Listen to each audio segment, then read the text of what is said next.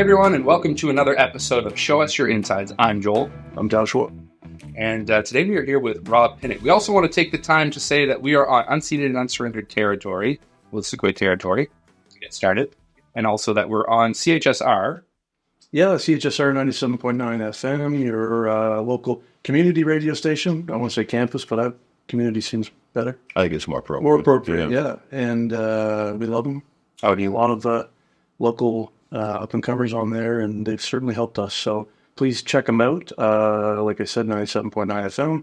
Yeah, it's where I got my start, Joe. Is it really? Totally. No way. Yeah, it's where I first went on the air, January 86. It was Perfect jumping in. Totally, yeah. Let's start there. We started sending Rob Pinnock in the house today. Yeah. Welcome, Rob. Yeah, hey guys. Nice. Yeah, thank you so much. We're just like chomping at the bit to dive into it. You should know Rob Pinnock. If you don't, be ashamed. If you're from Fredericton, New Brunswick, that is. Well, He's radio personalities. When I was growing up, that's how I knew him, and loved tuning in to hear him. He also ran a successful business with his partner, the Tipsy Muse Cafe. Yes, still going. They did pass it on to some new owners. Yep. And now he's working for MRTI. Music runs through it, and that's a promotion booking agency for. How would you describe that? we look at it as event management and more of a managerial services kind of thing. Booking is something that kind of goes with the territory, but we don't really consider ourselves a booking agency per se. But that's just one of the things that falls under the umbrella sometimes. Yeah. Okay. A lot of times, actually. Yeah. So we get a little backstory on Rob there now. CHSR. That's where you start. It was when I was going to community college. I was taking communication arts up in Woodstock. Part of a year or two would be going to a place to do a practicum. A lot of people in my class went to, places that weren't clubs, that weren't the more actual, working, newspapers. And and I remember at the time I was, what you send me to a club for? I want to, but that was just me being young and stupid because they knew exactly what they were doing because they knew I was kind of geared towards radio and working in that industry. And that was where I was going to be doing most. A lot of people went to some nice places to work, but they just fetched coffee and they got photocopies. Yeah. But I was thrown right into a newsroom to run for a month and, assembling, 3 or 4 newscasts a day and writing stories and stuff like that because it was a journalism degree that I got. Right? Okay. So that's kind of where I started. As for moving into the DJing, the doing a show side of things, when I was going to school up there as well, I was kind of a radio rat at the local radio station and kind of, asked them if I could kind of hang out and watch and learn, and they let me do that. And that's where I learned my radio trade was really at CJ. Shout out. Yeah, shout out. Yeah. So and as soon as I graduated, I started working part-time at the AM station, pop station here in town, CIHI it was at the time. And did that for a couple of years, the overnights, the evenings, the weekends, the swing shift, they call that. Yeah. And then I had a chance to move into production, and I did that for 10 years. So I worked for the advertising. Okay. So that's where I got my beginning, though. But yeah, CHSR was a great place to start because it was a fantastic place because really it was my introduction to the alternative music scene in the city as well. And there was such a great cast of characters on the air, and like most of them had bands. Yeah. So, you get to know a lot of what was going on. Like, your Jeff Beardalls and your Kyron Lewises and your Grant Forsyths who are still at it today as neighborhood watch. Like they were, guys that I met way back when, thanks to CHSR, and, lifelong friendships. It sounds like you were in the exact place you needed to be. I was. And I was 20 or 19 or whatever. So the timing was pretty good. Awesome. Yeah. Sometimes I feel like those kind of community hubs are so important, like a place where people get to know each other that are in similar passions. Yep. And then, what you say, like so many years later, everyone's still like music. So that's something to say about yourself. Like you're still so heavily involved in music. You have been your whole life. I've been super lucky, guys. Yeah. I mean, I don't take that for granted. Yeah. As far as the broadcasting side of things, there are some great DJs that I've seen, get phased out of the industry. Sure. Yeah. Just through cutbacks, and they're at an age where it's hard to break back in. And here I am, and I don't know why, but I am. And I'm still doing a show every day, and I still have a great time doing that. It's a lot of fun. As far as job satisfaction, I have a great time doing what I do. And that means so much to me, like just to be able to enjoy it and it not be a grind. Right. It not be the same thing every day. Sure. Because no 2 days are like that business. Yeah. Well, they say if you do something you love, you don't work a day in your life. And sure. And I've proved positive. Yeah. Proof. That's awesome. I'm so happy to hear that. Yeah. Because that's the way it seems to me. Sorry, I'm leaning back. Listening to you on the radio for so many years, like you just seemed very at home. And I don't think by the way, I don't think it's a coincidence that they've kept you around. Right. I was going to say the same thing. Because of who you are, and you're great on the radio, and a nice person. So it's good to see that. Well, thanks. Success carrying over. Thank you very much. Yeah, no, for sure. So you're still involved in radio. I mean, the radio's from my perspective, at an interesting place. Yeah. What kind of changes? I mean, I'm sure you've seen a lot of changes in since I started. Yeah, what I mean. Like we started when I began. We were still queuing up, vinyl and playing that on the air. So I'm glad I got the tail end of that. Yeah, because that's a real romantic notion of being a DJ, right? Yeah. So I'm glad I got the tail end of that. But yeah, I've seen all sorts of technologies and advancements. But with that, I've seen the job or the job market within the industry change an awful lot too. Yeah, absolutely. That was the stark side of that reality. But yeah, I'm super lucky, and I live in a town that really does support its local radio station still. We get great listeners. And people that we've developed friendships with over decades. Oh, no doubt. So call-ins and the drive at 5, man, like that's open to everybody. But there's a core of probably 20 people that will hit me a time or two a week, and they're all so entertaining. They're so good at it at this point, right? That they're fun to talk to, and it makes for fun sounding radio. Yeah, sure. I love it. I love the Drive at 5 is always great. I love being out. Who doesn't love calling in to request a song? And then when you get through, you feel like you won the lottery.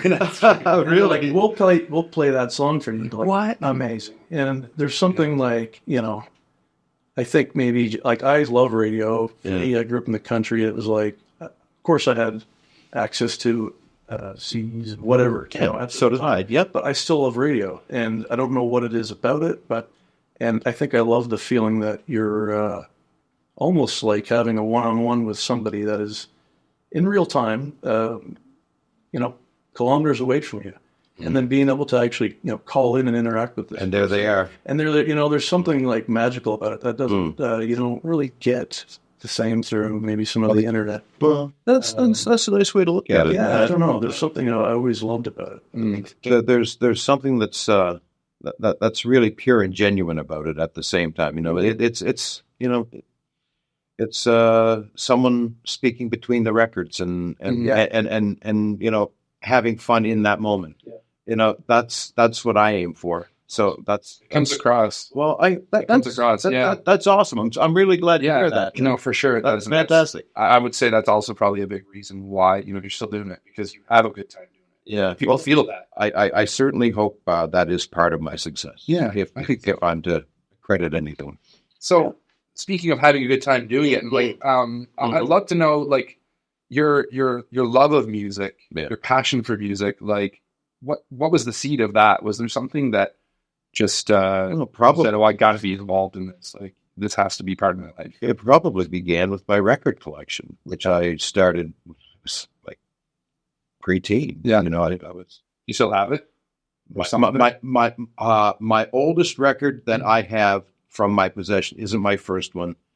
That one got lost. My brother bought it and took it to a party. I took it to, and it was the end of it. But I do have a sweet album from my Christmas of 1976. Oh man, that's a good year. Yeah, and I still get that. I think I've got an old Eddie Money record that I've kept a hold of for whatever reason. I've just always liked it. Yeah. It's not in great shape anymore, but there it is. It's still in my collection. I can still throw it on. Yeah, it doesn't skip. You might hear some pops or snaps, right, but it's part of the personality. It is part of the personality. Like a tangible time capsule almost. It is, you don't get with digital music quite the same. Oh, not at all. Not at all. Well, records age like we do. They do too. Right? So you kind of age with them. Yeah, we're all aging, and so are you, record.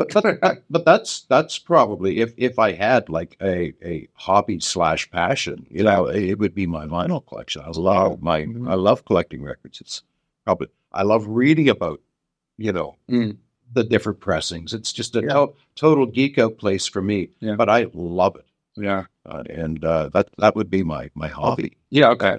And what I enjoy doing. But that would be the seed of that love of music. Yeah. Because I think that is the most incredible invention. When you think about, dropping a synthetic diamond tip needle into a groove and having that needle read that groove and send that signal back up through. It's incredible. Like, it is. Yeah. Wow. Like, and from word go, I've always been amazed at that process. And you know what? I still am. That wonder. That's cool. It's still there. Yeah, that's kind of I kind of understand it now, but it's a science that's way above my head. So it still seems pretty magical at the same time, right? Yeah, it is. That it's literally taking the kind of vibrations that it is. Vibrations were pressed into this. That groove is basically, a physical representation of sound. Yes, amazing. Yeah. So you can see it, and feel it in a weird way. Yeah. Sorry about that. That's okay. But I think that's where it all began. Yeah. Amazing. Cool. So that's where my love of music started. And so I know that you did dabble a little bit, played in bands and just one band. Okay. Yeah. But we're part of the music scene here in Frederick too. Yeah, that was quite a while ago. Yeah, and played a few shows and we're aware of there's been a few different bands that have gone through the scene that are still around. A lot of people that are still around, still adding so much to the music scene. I don't know if that's rare that the people that were in bands when they were young are still really involved. But it's certainly kind of a nice thing that the young bands, up and coming bands, can meet people who have been around, who have played these venues that when it was kind of just starting, a fledgling music scene. Oh, man. Some great memories. Yeah. Out of those little all ages shows. Oh, yeah. All ages shows. Just around the corner here, St. Charbel's. Okay. Which is a Lebanese Catholic church, I believe. But yeah. I remember I was living with my friend Chris at the time. We lived on York Street, right around the corner from it, and he was a fledgling promoter at the time. So he booked some punk shows because that's where his head was at. Yeah.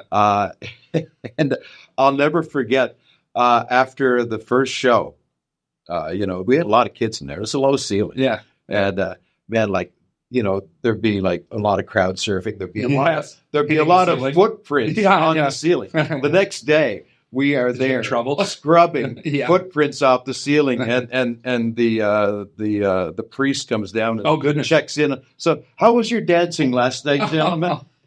As we were rubbing I love that. footprints off. Yeah. But pretty successful dancing. Yeah. And look to where the feet went, I would say. Wow. But and that same venue, I remember seeing SNFU perform there. And again, it was just another mad night. Yeah. We were talking about Matt Carter earlier. He was at that show. Yeah. But it was in the wintertime.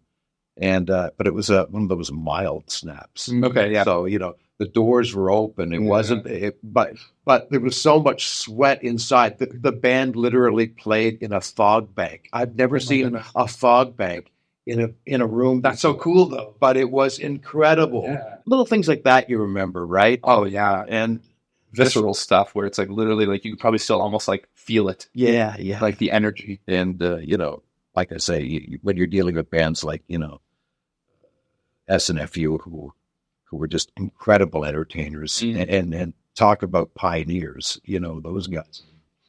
Punk before Canada even knew what punk was. Yeah. Them and DOA, stuff like that.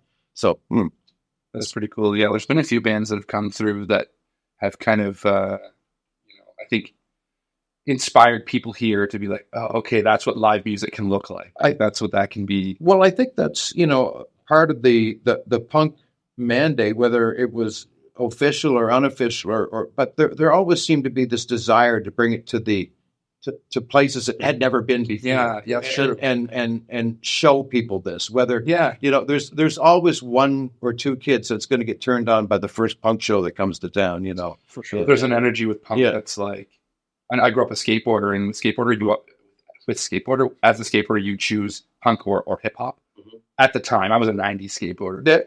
And it's because both of those things came with the identity of just it's outsider music. It's outsider music. It's rebellious, but it's super authentic. Yeah. It's from the street.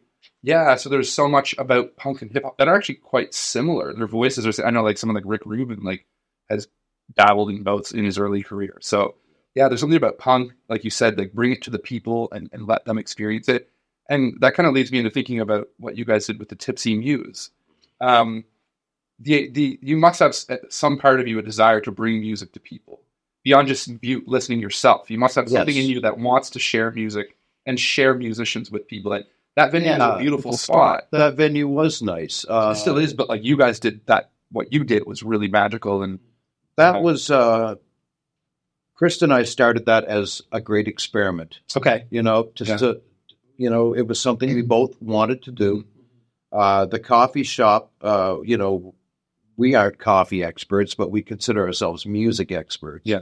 So, we got some qualified people to take care of the coffee. And it was the best coffee. Yeah. We took care of the programming of the room, and we got such a rush out of that. Yeah. Because, to be able to offer a room, especially a room like that size, which, comfortably seated maybe close to 50 people max. But to be able to offer a room like that, it's not every town has them. Right. And not every town has one that's open to, original music. Yeah. And that was always very important to us, that we didn't want to book, people that knew the Black Velvet Band or, a bunch of, covers that you hear at every pub. Yeah. We wanted to, bring something, new and support those artists out there. And you know what? A lot of people played our place that probably could have made more money elsewhere or played to more people elsewhere. But our room seemed to be really appreciated. A lot of people really just wanted to play there. It was getting that kind of reputation. Absolutely. I wanted to play there, And you did many times. Yeah, it was awesome. And I remember when you guys opened that up, it was like exactly what we needed at the right time. Yeah. And not to knock any other venues, but it was its own. And it was like that daytime, earthy cafe vibe, which I personally love, you know what I mean? Like, that's, I could fantasize about sitting in a cozy cafe in England town. You know what I mean? I just love it. For sure. And that's what it gave me. It was a really comfortable environment, and you had a lot of great music. I've seen a lot of great shows there as well, and they're all intimate.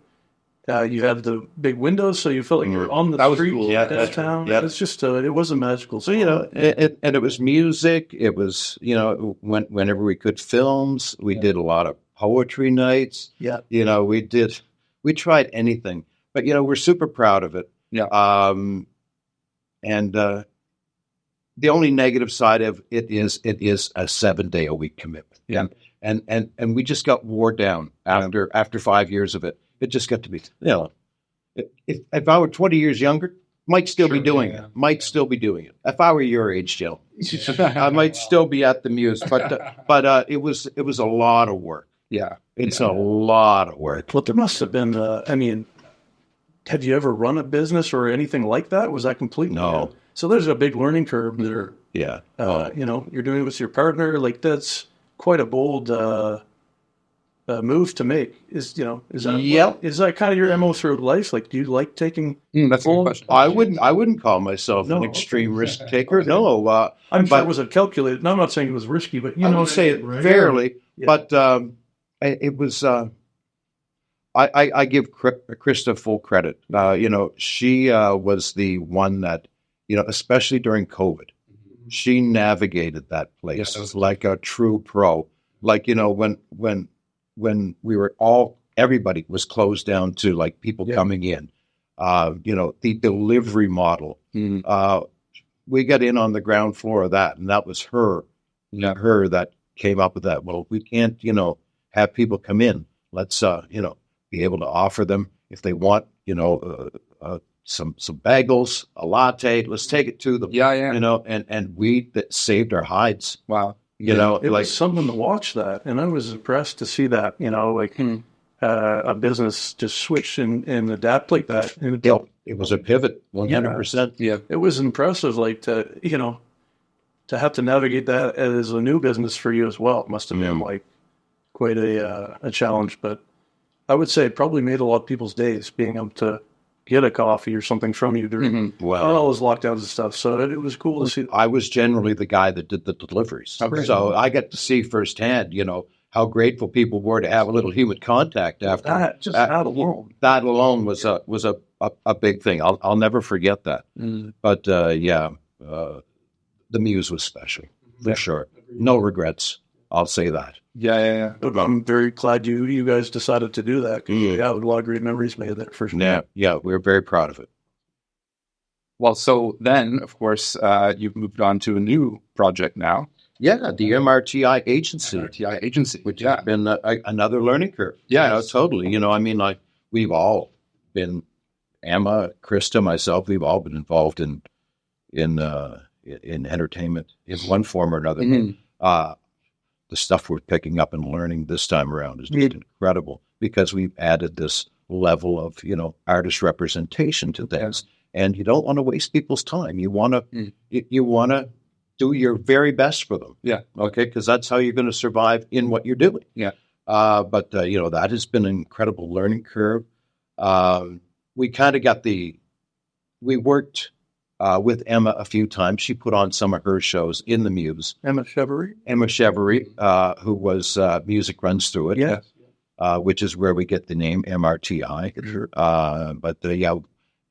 So she got a chance to work with us, and we got a chance to work with her, and it felt pretty good. So from there, we tried the Cold Snap music series in 2022, which was a little taking it outside of our confines, taking it to the Charlotte Street Arts Center. And we did a Wilmot United Church show. But again, a more of a bigger level of a show for sure, dealing with, maybe 150 to 200 people as opposed to, what we had at the Muse. Yeah. So it was just another level up, another step up. But again, one that felt comfortable for all of us. And again, we enjoyed working together. So when we decided to, call it a day with the Muse and what was next, we had that conversation with Emma, and she said, well, I'm trying to expand what I'm doing as well. So maybe we can all work together and, try to, build something great for everybody. Yeah. And that's what we trying to do. Yeah. Yeah. That's pretty amazing. A lot of the, I think. To add to that, I do want to mention that, I don't think what we're doing would at least locally certainly not be possible without the talent pool that we have in the city. Yeah. So it is just Disney. It seems like it was a service that needed to be provided. Yeah. Well, there was a hole for it. For sure. Like, I know personally, I'm very averse to anything that is on the business side, if you want to call it that, of music, or the organizational type of thing, grants, paperwork, that stuff is very hard for me, and I don't like to do it. So if that's something that you guys provide for people, I mean, I could see how amazing that would be to have representation in that way to help you navigate the music scene, because a lot of creative people are not always good at that aspect. Yeah, what I mean? Myself included. And why would they be? That would just bog down their creativity, what they do best. Yeah. So I understand that side of it too. Yeah. I do think it's like you were saying, it's almost required. Like the population is growing a little bit here. There's more experience kind of bubbling within the music scene, like people who are passing down experience, like more happening, and then to have some people to, whatever kind of agency it is, something to work with artists who aren't necessarily the ones out playing the shows, does bring, I think, the music scene to another level. It does take it to another level, and I think it does create more professionalism for everybody in the scene, because suddenly there's almost, I think, going back to skateboarding again, when I was a skateboarder, I know, I can't, it's in your blood. It's like one of those things, right? And I still love it so much. It's an art form that I think I needed when I was younger, but basically similar to music. But you never, as a skateboarder, the days you'd improve the most with your skill were the days that you skateboarded with people who had more experience, who could teach you, who could show you, like, oh, you're doing that trick a little wrong, try flicking your foot this way. And then you'd land a trick and be like, oh, wow. It's like a mind-blowing moment of just that little bit of advice. Learning to play an instrument. Exactly, yeah. Very, very similar. You learn from those who have done it before. Yes. And just technique things, things that you don't necessarily pick up just from being in your own bubble. So similarly, though, people with experience like you guys have, who book shows, and then also taking that to the bands and having that back and forth. It must be kind of fun too, in some ways, right? Like, it's a bit of a rush. Yeah, for sure. You have to negotiate stuff. Yeah. That's fun. Yeah. I could see that. Yeah, it's a bit of a I think a rush would be a good word. Well, you also kind of never know, like, what opportunities are around the next corner. That's right. And what, like, with the music world, it's a weird world right now because of everything, TikTok and Instagram and Facebook and YouTube. So like having a presence in all these worlds is beyond intimidating. But there's also that, music is so important. Like, people talk about how, like, in some ways you don't notice it sometimes, how often you're in a setting and there's always music. Restaurants running food and there's music playing. You don't always notice it. You're driving and you've got the radio on and listening to, it's the air that you breathe. It is. Yeah. And it dictates, and it can kind of help you navigate emotions and feelings and moments and things like that. It's so important. I agree wholeheartedly. There's a lot of rhythm in the world. Yeah. And it can be found in a number of places. But it's been a learning curve for us as well. We've done things that maybe when we started the MRTI Agency that we maybe didn't see us doing. Like a good example is Contact East, which is a buyer's showcase, which happens in Charlottetown. It's a showcasing opportunity, but it's also a chance for, it's kind of like entertainment speed dating. Because you have a bunch of different people. You see who all the delegates are there. And if you're representing, like, say, the Hello Crows, then you have to, go to table number 7. Okay, yeah. And you have 5 minutes to talk. So very literally. Oh no, but I mean, it sharpens your game. Wow, I just wondered what those. I mean, I figured it was like, you'd have musicians putting on a showcase, and people would watch and be like, I like them. I didn't realize you had to do like a Shark Tank pitch. There's the one-on-one sessions. It's a big part of it, and that's a good way to 5 minutes is 5 minutes. You can't make deals in 5 minutes or whatever. But you can also say I'd like to discuss this a little further with you if you'd like to, maybe, and perhaps we'll have a drink later or something like that. But that's something that was new to me.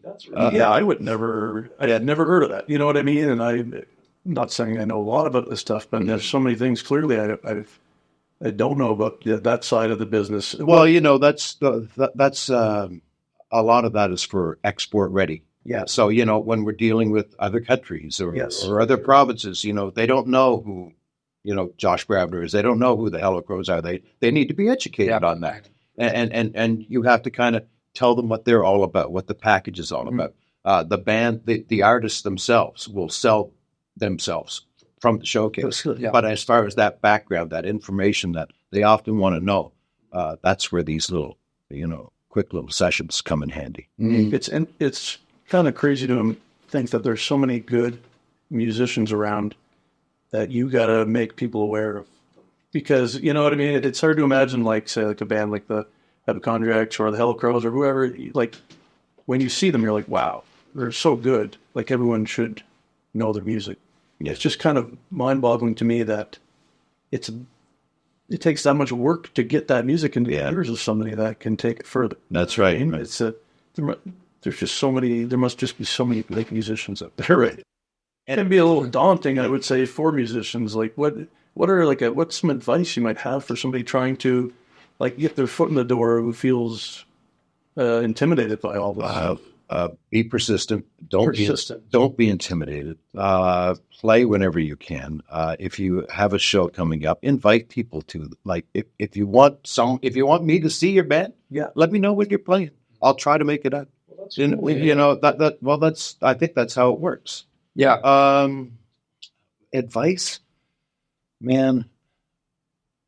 Just believe in yourself. Okay. Just believe in what you're doing, and work hard at it, and just feel good about what you're doing, and that'll exude. Yeah. You'll give that off. Is everybody who hears that and follows that, are they all going to be signed and all be millionaires? No. But a lot of it is luck, and those that do stick it out, when you look at these stuff that's coming out as on pop charts right now, it's very Mayfly-ish. It's gone in 2 weeks. In 2 weeks, you're drawing your history. Yeah, it's not when you had a couple of weeks on, it seems like it's so much quicker. And the downside of that is, there's nothing. In the 70s and 80s, there was a lot of artist development that took place. You almost assume maybe the first album was going to bomb. Yeah, right. You have time to work at it to get better and learn the game and all that. But you don't have that safety net now. Yeah, you've got to perform out of the gate, and at least at that level. Yeah. Okay. Yeah, for sure. But no, just stick it out. If you believe in it, just keep doing it. Persistence. Yeah, that's great. And so I'd be remiss if I didn't mention this. You say, hey, do you want me to come see a show? Just holler at me and maybe I'll come out. I think approaching people in the industry, say an up-and-coming musician who might want some advice or something from someone like yourself, maybe that's intimidating to approach them. You think? I think it could be. But I want to tell this story because it really was a pivotal moment in my life, not just my music life, but my life. So when I was first starting out as a musician around here, I had and Rob's probably heard me tell this story. I have. Well, I remember it. I remember it. Truly, and I'm not being hyperbolic. It was a very pivotal moment in my life. So I had done this demo on my own as a solo musician, whatever. And I was trying to get some feedback on it. And you were always playing local bands or musicians on I guess it was the Fox at the time. And so I thought, you know what, maybe that's a good person to reach out to for some feedback.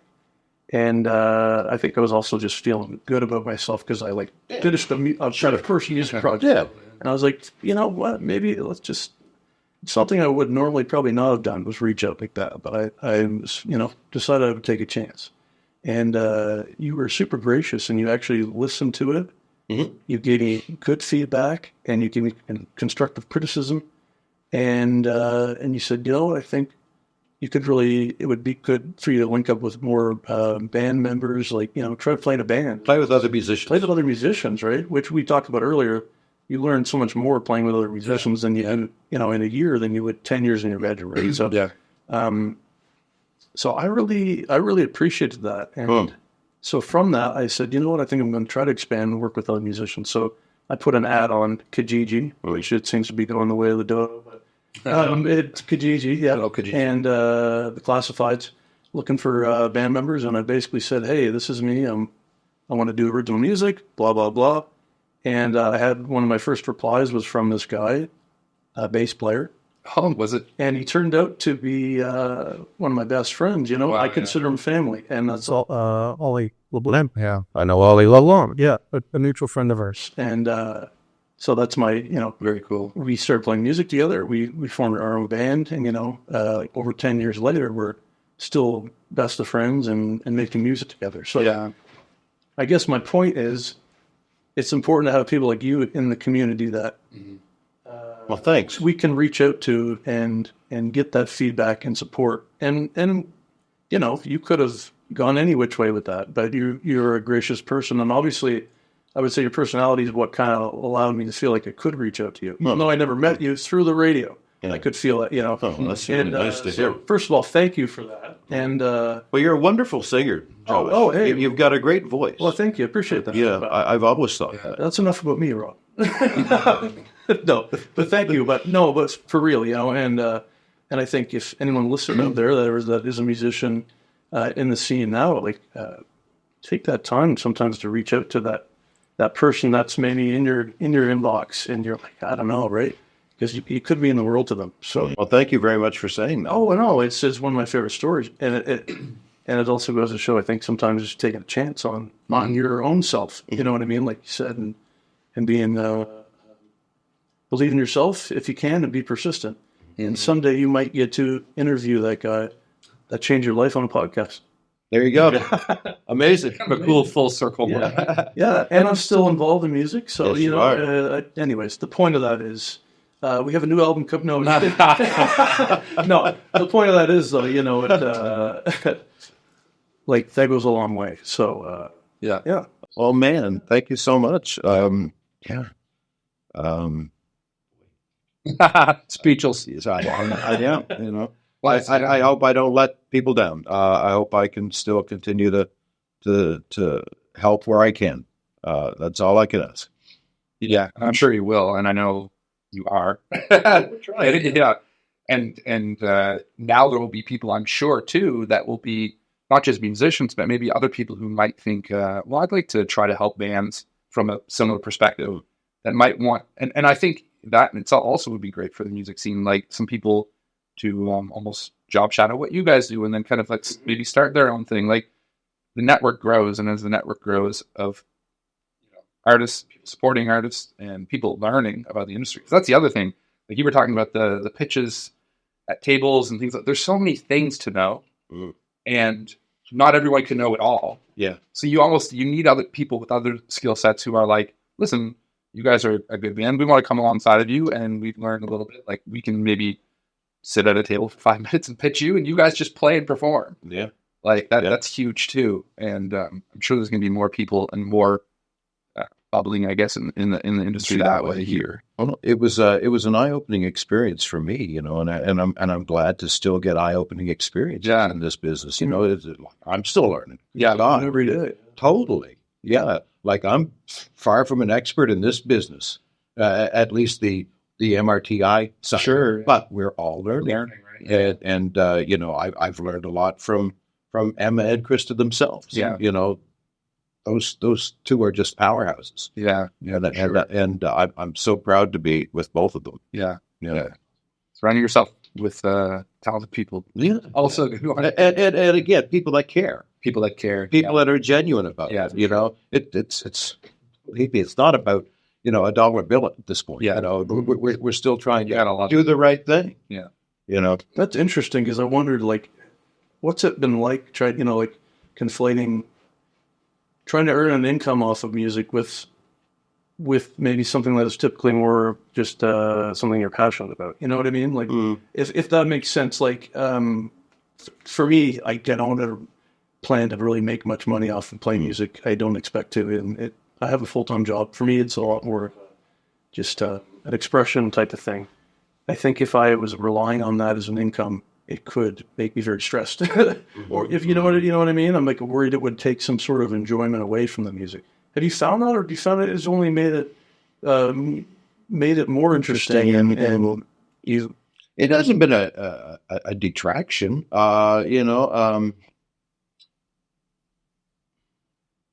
I think anybody that puts any amount of time into anything that they're passionate about, it would be nice to be monetized for it. But some work, it's you can spend 2 hours on an email thread with someone that you think you got just ready to book this band, and they just pull out of there's a lot of things that you don't get paid for. There's a lot of beating your head against the wall too. So when you balance that out, but art and commerce, have I been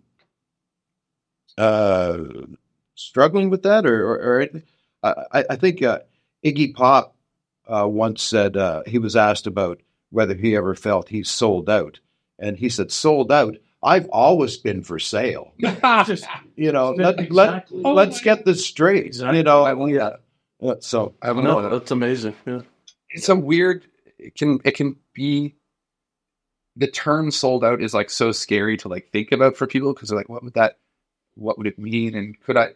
So sometimes it's, even though it's not close to selling out, when someone just wants to be compensated for the work they do. No, Like, it's just, I think selling out is when you compromise your vision to get the dollar. Absolutely. But if you stay true to what you're doing, and then you get compensated for it, I think that's most admirable and respectable. Yeah, absolutely. Yeah. Because you already found your success.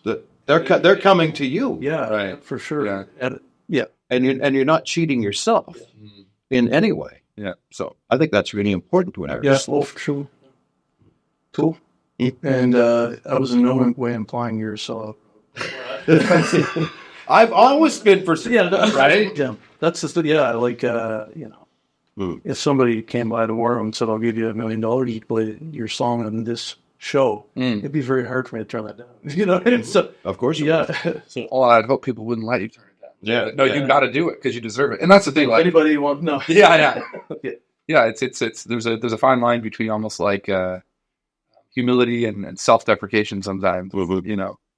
But you mentioned that scenario though. That's a very real scenario now. That's placement of music in films, in commercials. That's an avenue that's of revenue for artists that is very real. Yeah. And when you balance it to what has been lost in sales over the last 25 years, finding those resourceful ways of having your music work for you is only smart. Oh, Yeah. absolutely. That's another, and again, that's another area that we're still learning about. Yeah, that can be like hard to understand all of the legality around it. Like, if the song is sold, and does the artist still retain it? Can the artist still play it, or is it owned just by that film or TV show? And I know there's a lot of gray area. term of time. Yeah. So, but as far as we were talking about pivoting during COVID, the music industry is desperately trying to pivot. It's finding ways to pivot. Yeah, because it has to. Because otherwise, people are going to get frustrated and they're going to stop making this art. I could feel that frustration. Well, on the local level. Right? Well, trying to get people out to shows. It's hard. Do you have any advice on that for, how do we get more people? I mean, that's like the $1 million question, right? It totally is. Please, I wish I could offer you a quick solution to that, but that's been, it's been harder to sell live music in some ways. Yeah. And of course, for any band, if you're not a great band, that's not going to help. But even the best bands around here, it seems like are having a hard time getting people into a show. Yeah. So I'm going to have to stew on that for a little while. What's the best? That's for the next episode. That's for another episode. That's an episode unto itself. So you may not have an answer to this question because it might be an ever-changing horizon. But like, what would be the dream for you? What would be the thing that you would like say? Okay, would it be seeing a band you're working with like really? Oh man, yeah, yeah. Like especially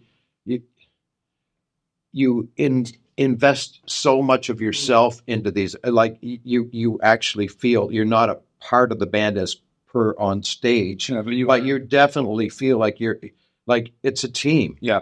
And that relationship always should be a team, and you know, teams are happy when they're winning. Yeah, and teams get behind each other and support. You know, that's it. It's not for the reason of a big payday. Yeah, but I do want to see all of the artists that we work with hit some sort of mark where they have said, okay, this is pretty damn cool. You know, we all want to get there with them, and when that day comes, that'll be a happy day. Yeah, you know, it is a team, right? It's like it is. It's a team. It's a marriage. It's a friendship. It's all of those things. The unseen band members in a way, right? You're right there with them for all many stuff. Yeah, you're not setting anyone who's done team sports or anything like it can be devastating. But when you lose as a team, there's still a beauty in kind of having each other's backs in your losses and in your wins. I mean, it's like community in general. You know, to celebrate with somebody else is like one of the best feelings as human beings we can experience, I think. So yeah, I was just kind of curious, like if that, I felt like that probably would be I think that's the big pass into the end zone we're hoping for. Yeah, eventually, how soon that's going to happen or if it ever will, we'll have to just wait and see. But yeah, we want success for our people, people we love, the artists we love, the friends we have. We want them to make music full time and not have to worry about it. Something to see. Wouldn't that be, huh? Well, even what do they say? A rising tide raises all ships. I think seeing for anyone, I always have kind of examples, but like even for Canada in basketball, like I think when Vince Carter kind of all of a sudden was on the map as a basketball player for playing for a Canadian team, and then all of a sudden basketball became something that kids in Canada were going, oh, I can play basketball. Now there are pro basketball, a lot more NBA players that are from Canada now, based on someone else succeeding. Absolutely. So I think like anyone, there's sometimes a mentality in New Brunswick of like, it's a tough province to get ahead, and it feels like sometimes. But, mentality has such a big part of it, and seeing that happen for everyone would be, I think we would all be super happy and be like, yeah, see, New Brunswick is... Well, and like you said, maybe that trickle-down effect will come with it. Who knows, Yeah, I think so. The music industry seems to like a hot town or a hot region, for sure. So it would be fantastic to be that hot town or some sort of center for even for a brief period of time. Even for a brief, absolutely. And because even if it... Halifax was close once. Oh, yeah. And I mean, even in the early 90s. I heard about that. It was like a little Seattle kind of deal. Or Sub Pop had an office in Seattle, in Halifax. Really? They had an East Coast office. They signed Eric's Trip. They signed Hardship Post. They, Sloan went to DGC. It was wow. Jail got signed. It was pretty cool to be in the East Coast, like the Maritimes for the first time in my life. Right, were cool. Yeah. Like, people were looking east and going, and right around that same time, the traditional exploded, like the Rankins. The Barry McNeils, like all these bands, a Great Big Sea, all these bands were like going big, and like the East was just pumping. So I'd love to see that come back again to that level. Absolutely, where eyes are on us because we get something to show them. Yeah, and I think there's something about like an underdog story. Like you gotta have a little more fight in you sometimes when it feels like you're fighting an uphill battle, and so sometimes it's just like you said, luck has a little bit to do with it. It's just waiting for that little door to open, just a crack, and then everyone's gonna hopefully kick it open, and then we'll see what happens. That's really pretty cool. Well, we're right around the 45-minute mark. Are we? Is our time goes fast, doesn't it? It does fly. And but it's been But awesome. we'll do it again sometime if you'd like to. Oh, absolutely. And we can talk about a bunch of other things, and I'll try to come up with that answer as to how to get people out to your shows. We're all going to do that. And if you're watching this on YouTube or you're listening on CHSR and you have an idea, reach out because the music scene, there's a lot of great bands playing. There's a lot of great music happening around. We're lucky. We are really lucky. So, it's a tough thing because I know money, like for people, it's hard when money's tight and you're kind of trying to think of like, I know for me anyway, I'm like, what's the entertainment thing I'm going to choose this month or maybe this week if I'm lucky. Yeah. So there's a lot of, good bands playing, but yeah, we'll stew on that one too. Can we check MRTI has a website on Facebook, all that? MusicRunsThroughIt.com. MusicRunsThroughIt.com is our website. You can check your roster and everything. Absolutely. Amazing. Yeah, please check that out. Yes, please. Yeah, and I'll put all the amazing links as well. you guys are representing as well. Yeah, we are proud of each and every one of them. Yeah. So yeah, I'll throw links on YouTube. So if you're watching there, check the links. There's going to be a bunch of them there. Anything else you want to say to people before we let you go? And no, I just thanks for having me, guys. This was a blast. Really appreciate it. Wonderful. Great show. Well, thanks. All right. Well, this has been another episode of Show Us Your Insides. I'm Joel. I'm Josh. I'm Rob. We will see you on the next one.